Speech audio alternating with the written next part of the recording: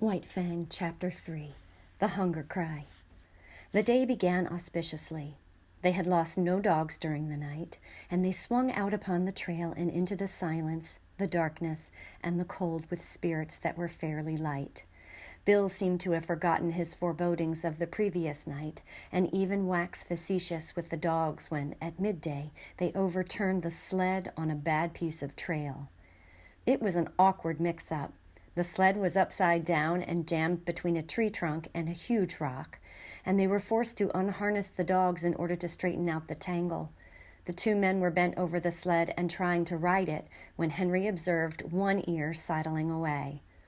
"Here, you, One Ear!" he cried, straightening up and turning around on the dog. But One Ear broke into a run across the snow, his traces trailing behind him. And there, out in the snow of their back track, was the she-wolf waiting for him. As he neared her, he became suddenly cautious. He slowed down to an alert and mincing walk and then stopped. He regarded her carefully and dubiously, yet desirefully. She seemed to smile at him, showing her teeth in an ingratiating rather than a menacing way. She moved toward him a few steps, playfully, and then halted. One Ear drew near to her, still alert and cautious, his tail and ears in the air, his head held high. He tried to sniff noses with her, but she retreated playfully and coyly. Every advance on his part was accompanied by a corresponding retreat on her part. Step by step, she was luring him away from the security of his human companionship. Once, as though a warning had in vague ways flitted through his intelligence, he turned his head and looked back at the overturned sled, at his teammates, and at the two men who were calling to him. But whatever idea was forming in his mind was dissipated by the she-wolf, who advanced upon him, sniffed noses with him for a fleeting instant, and then resumed her coy retreat before his renewed advances.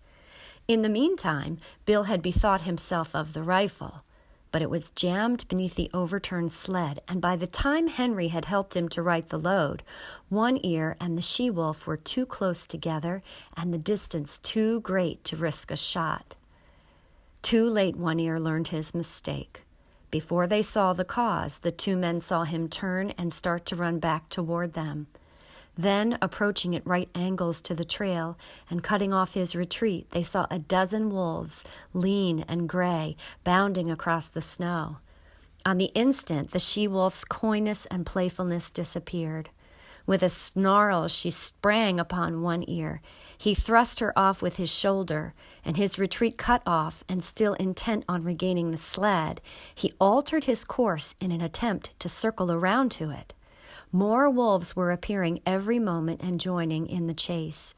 The she-wolf was one leap behind One Ear and holding her own. "Where are you going?" Henry suddenly demanded, laying his hand on his partner's arm. Bill shook it off. "I won't stand it," he said. "They ain't a-gonna get any more of our dogs if I can help it." Gun in hand, he plunged into the underbrush that lined the side of the trail. His intention was apparent enough. Taking the sled as the center of the circle that One Ear was making, Bill planned to tap that circle at a point in advance of the pursuit. With his rifle, in the broad daylight, it might be possible for him to awl the wolves and save the dog. "Say, Bill," Henry called after him, "be careful. Don't take no chances." Henry sat down on the sled and watched. There was nothing else for him to do.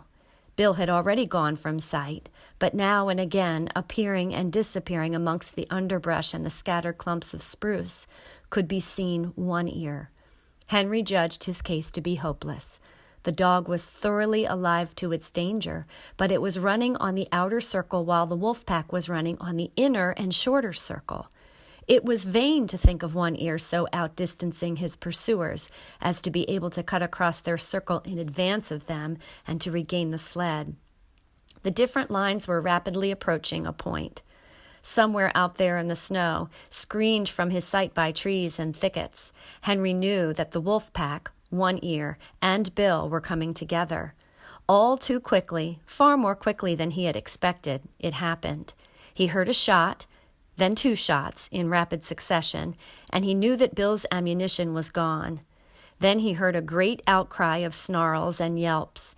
He recognized One Ear's yell of pain and terror, and he heard a wolf cry that bespoke a stricken animal. And that was all. The snarls ceased. The yelping died away. Silence settled down again over the lonely land. He sat for a long while upon the sled. There was no need for him to go and see what had happened. He knew it as though it had taken place before his eyes. Once he roused with a start and hastily got the axe out from underneath the lashings. But for some time longer he sat and brooded, the two remaining dogs crouching and trembling at his feet. At last he arose in a weary manner, as though all the resilience had gone out of his body, and proceeded to fasten the dogs to the sled. He passed a rope over his shoulder, a man-trace, and pulled with the dogs. He did not go far. At the first hint of darkness he hastened to make a camp, and he saw to it that he had a generous supply of firewood. He fed the dogs, cooked and ate his supper, and made his bed close to the fire. But he was not destined to enjoy that bed. Before his eyes closed, the wolves had drawn too near for safety. It no longer required an effort of the vision to see them. They were all about him and the fire in a narrow circle, and he could see them plainly in the firelight, lying down, sitting up, crawling forward on their bellies, or slinking back and forth. They even slept. Here and there he could see one curled up in the snow like a dog, taking the sleep that was now denied himself. He kept the fire brightly blazing, for he knew that it alone intervened between the flesh of his body and their hungry fangs. His two dogs stayed close by him, one on either side, leaning against him for protection, crying and whimpering, and at times snarling desperately when a wolf approached a little closer than usual. At such moments, when his dogs snarled, the whole circle would be agitated, the wolves coming to their feet and pressing tentatively forward, a chorus of snarls and eager yelps rising about him. Then the circle would lie down again, and here and there a wolf would resume its broken nap. But this circle had a continuous tendency to draw in upon him, bit by bit, an inch at a time, with here a wolf bellying forward and there a wolf bellying forward. The circle would narrow until the brutes were almost within springing distance. Then he would seize brands from the fire and hurl them into the pack. A hasty drawing back always resulted, accompanied by angry yelps and frightened snarls when a well-aimed brand struck and scorched a too daring animal. Morning found the man haggard and worn, wide-eyed from want of sleep.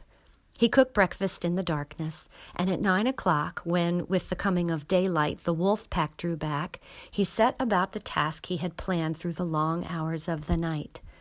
Chopping down young saplings, he made them crossbars of a scaffold by lashing them high up to the trunks of standing trees. Using the sled lashing for a heaving rope, and with the aid of the dogs, he hoisted the coffin to the top of the scaffold. "They got Bill, and they may get me, but they'll sure never get you, young man," he said, addressing the dead body in its tree sepulchre. Then he took the trail, the lightened sled bounding along behind the willing dogs, for they too knew that safety lay open in the gaining of Fort McGurry. The wolves were now more open in their pursuit, trotting sedately behind and ranging along on either side, their red tongues lolling out, their lean sides showing the undulating ribs with every movement. They were very lean, mere skin bags stretched over bony frames, with strings for muscles, so lean that Henry found it in his mind to marvel that they still kept their feet and did not collapse forthright in the snow. He did not dare travel until dark. At midday, not only did the sun warm the southern horizon, but it even thrust its upper rim, pale and golden, above the skyline. He received it as a sign. The days were growing longer. The sun was returning, but scarcely had the cheer of its light departed than he went into camp. There were still several hours of gray daylight and somber twilight, and he utilized them in chopping an enormous supply of firewood. With night came horror. Not only were the starving wolves growing bolder, but lack of sleep was telling upon Henry. He dozed despite himself, crouching by the fire, the blankets about his shoulders, the axe between his knees, and on either side a dog pressing close against him. He awoke once and saw in front of him, not a dozen feet away, a big gray wolf, one of the largest of the pack. And even as he looked, the brute deliberately stretched himself after the manner of a lazy dog, yawning full in his face and looking upon him with a possessive eye, as if, in truth, he were merely a delayed meal that was soon to be eaten. This certitude was shown by the whole pack. Fully a score he could count, staring hungrily at him or calmly sleeping in the snow. They reminded him of children gathered about a spread table and awaiting permission to begin to eat. And he was the food they were to eat. He wondered how and when the meal would begin. As he piled wood on the fire, he discovered an appreciation of his own body which he had never felt before. He watched his moving muscles and was interested in the cunning mechanism of his fingers. By the light of the fire, he crooked his fingers slowly and repeatedly now, one at a time, now all together, spreading them wide or making quick gripping movements. He studied the nail formation and prodded the fingertips, now sharply and again softly, gauging the while the nerve sensations produced. It fascinated him, and he grew suddenly fond of this subtle flesh of his that worked so beautifully and smoothly and delicately. Then he would cast a glance of fear at the wolf circle drawn expectantly about him, and like a blow the realization would strike him that this wonderful body of his, this living flesh, was no more than so much meat, a quest of ravenous animals to be torn and slashed by their hungry fangs, to be sustenance to them as the moose and the rabbit had often been sustenance to him. He came out of a doze that was half nightmare, to see the red-hued she-wolf before him. She was not more than half a dozen feet away, sitting in the snow and wistfully regarding him. The two dogs were whimpering and snarling at his feet, but she took no notice of them. She was looking at the man, and for some time he returned her look. There was nothing threatening about her. She looked at him merely with a great wistfulness, but he knew it to be the wistfulness of an equally great hunger. He was the food, and the sight of him excited in her the gustatory sensations. Her mouth opened, the saliva drooled forth, and he licked her chops with the pleasure of anticipation. A spasm of fear went through him.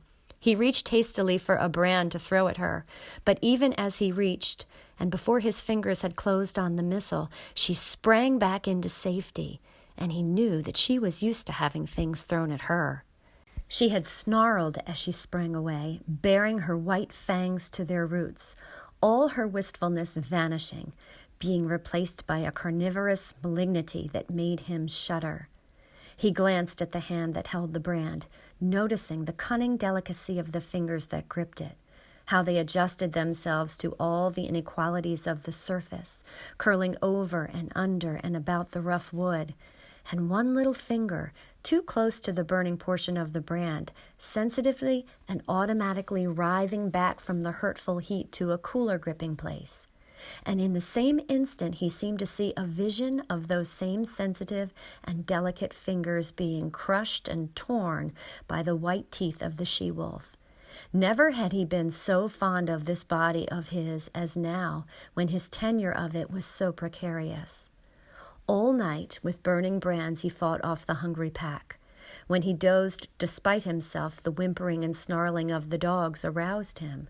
Morning came, but for the first time the light of day failed to scatter the wolves. The man waited in vain for them to go. They remained in a circle about him and his fire, displaying an arrogance of possession that shook his courage born of the morning light. He made one desperate attempt to pull out on the trail. But the moment he left the protection of the fire, the boldest wolf leaped for him, but leaped short. He saved himself by springing back, the jaws snapping together a scant 6 inches from his thigh. The rest of the pack was now up and surging upon him, and a throwing of firebrands right and left was necessary to drive them back to a respectable distance. Even in the daylight he did not dare leave the fire to chop fresh wood. 20 feet away towered a huge dead spruce. He spent half the day extending his campfire to the tree, at any moment a half-dozen burning faggots ready at hand to fling at his enemies. Once at the tree, he studied the surrounding forest in order to fell the tree in the direction of the most firewood. The night was a repetition of the night before, save that the need for sleep was becoming overpowering. The snarling of his dogs was losing its efficacy. Besides, they were snarling all the time, and his benumbed and drowsy senses no longer took note of changing pitch and intensity. He awoke with a start. The she-wolf was less than a yard from him. Mechanically, at short range, without letting go of it, he thrust a brandful into her open and snarling mouth. She sprang away, yelling with pain. And while he took delight in the smell of burning flesh and hair, he watched her shaking her head and growing wrathfully a score of feet away. But this time, before he dozed again, he tied a burning pine knot to his right hand. His eyes were closed but few minutes when the burn of the flame on his flesh awakened him. For several hours he adhered to this program. Every time he was thus awakened, he drove back the wolves with flying brands, replenished the fire, and rearranged the pine knot on his hand. All worked well, but there came a time when he fastened the pine knot insecurely. As his eyes closed, it fell away from his hand. He dreamed. It seemed to him that he was in Fort McGurry. It was warm and comfortable, and he was playing cribbage with the factor. Also, it seemed to him that the fort was besieged by wolves. They were howling at the very gates, and sometimes he and the factor paused from the game to listen and laugh at the futile efforts of the wolves to get in. And then, so strange was the dream, there was a crash. The door was burst open. He could see the wolves flooding into the big living room of the fort. They were leaping straight for him and the factor. With the bursting open of the door, the noise of their howling had increased tremendously. This howling now bothered him. His dream was merging into something else. He knew not what, but through it all, following him, persisted the howling. And then he awoke to find the howling real. There was a great snarling and yelping. The wolves were rushing him. They were all about him and upon him. The teeth of one had closed upon his arm. Instinctively, he leaped into the fire, and as he leaped, he felt the sharp slash of teeth that tore through the flesh of his leg. Then began a firefight. His stout mittens temporarily protected his hands, and he scooped live coals into the air in all directions until the campfire took on the semblance of a volcano. But it could not last long. His face was blistering in the heat. His eyebrows and lashes were singed off, and the heat was becoming unbearable to his feet. With a flaming brand in each hand, he sprang to the edge of the fire. The wolves had been driven back. On every side, wherever the live coals had fallen, the snow was sizzling, and every little while a retiring wolf, with wild leap and snort and snarl, announced that one such live coal had been stepped upon. Flinging his brands at the nearest of his enemies, the man thrust his smoldering mittens into the snow and stamped about to cool his feet. His 2 dogs were missing, and he well knew that they had served as a course in the protracted meal which had begun days before with Fatty, the last course of which would likely be himself in the days to follow. "You ain't got me yet," he cried, savagely shaking his fist at the hungry beasts, and at the sound of his voice the whole circle was agitated. There was a general snarl, and the she-wolf slid up close to him across the snow and watched him with hungry wistfulness. He set to work to carry out a new idea that had come to him. He extended the fire into a large circle. Inside this circle he crouched, his sleeping outfit under him as a protection against the melting snow. When he had thus disappeared within his shelter of flame, the whole pack came curiously to the rim of the fire to see what had become of him. Hitherto they had been denied access to the fire, and they now settled down in a close-drawn circle, like so many dogs, blinking and yawning and stretching their lean bodies in the unaccustomed warmth. Then the she-wolf sat down, pointed her nose at a star, and began to howl. One by one the wolves joined her, till the whole pack, on haunches, with noses pointed skyward, was howling its hunger cry. Dawn came, and daylight. The fire was burning low. The fuel had run out, and there was need to get more. The man attempted to step out of his circle of flame, but the wolves surged to meet him. Burning brands made them spring aside, but they no longer sprang back. In vain he strove to drive them back. As he gave up and stumbled inside his circle, a wolf leaped for him, missed, and landed with all 4 feet in the coals. It cried out with terror, at the same time snarling, and scrambled back to cool its paws in the snow. The man sat down on his blankets in a crouching position. His body leaned forward from the hips. His shoulders relaxed and drooping, and his head on his knees advertised that he had given up the struggle. Now and again he raised his head to note the dying down of the fire. The circle of flame and coals was breaking into segments with openings in between. These openings grew in size. The segments diminished. "I guess you can come and get me any time," he mumbled. "Anyway, I'm going to sleep." Once he awakened, and in an opening in the circle directly in front of him, he saw the she-wolf gazing at him. Again he awakened a little later, though it seemed hours to him. A mysterious change had taken place. So mysterious a change that he was shocked wider awake. Something had happened. He could not understand it first. Then he discovered it. The wolves were gone. Remained only the trampled snow to show how closely they had pressed him. Sleep was welling up and gripping him again, and his head was sinking down upon his knees when he roused with a sudden start.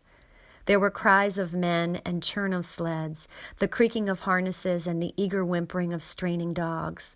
4 sleds pulled in from the riverbed to the camp among the trees. 6 men were about the man who crouched in the center of a dying fire. They were shaking and prodding him into consciousness. He looked at them like a drunken man and maundered in strange, sleepy speech. "Red she-wolf, come in with the dogs at feeding time. First she ate the dog food, then she ate the dogs, and after that she ate Bill." "Where's Lord Alfred?" one of the men bellowed in his ear, shaking him roughly. He shook his head slowly. "No, she didn't eat him. He's roosting in a tree at the last camp." "Dead?" the man shouted. "And in a box," Henry answered. He jerked his shoulder petulantly away from the grip of his questioner.